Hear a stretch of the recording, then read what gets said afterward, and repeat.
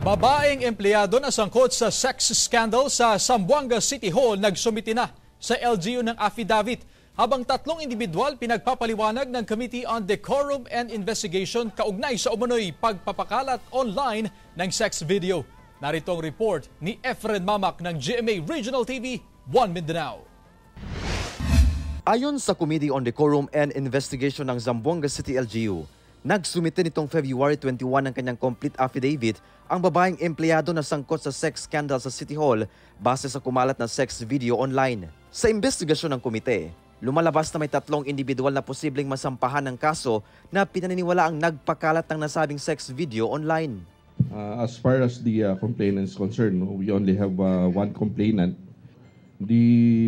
Only the two respondents and one, as I mentioned, sad to note, is from a media personality.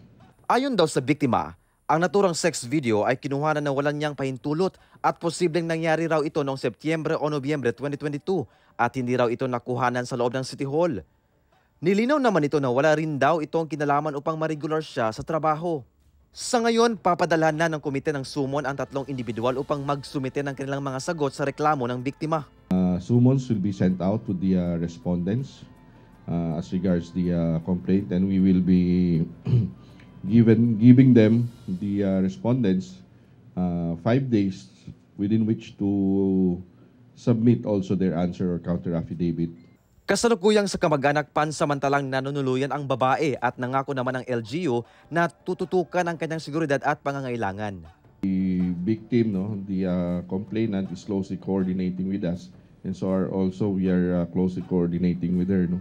Only that we cannot actually reveal as to where she is, but we can assure you that she is with her relative, and we are actually providing some support for food provision and of course security measures. Kamakailan lang usap-usapan sa Zamboanga City ang sex video scandal ng dalawang empleyado ng City Hall na kumalat online. Samantala, inihahanda naman ang kasong isasampa laban sa tatlong individual na sangkot umano sa pagpapakalat ng nasabing sex video online.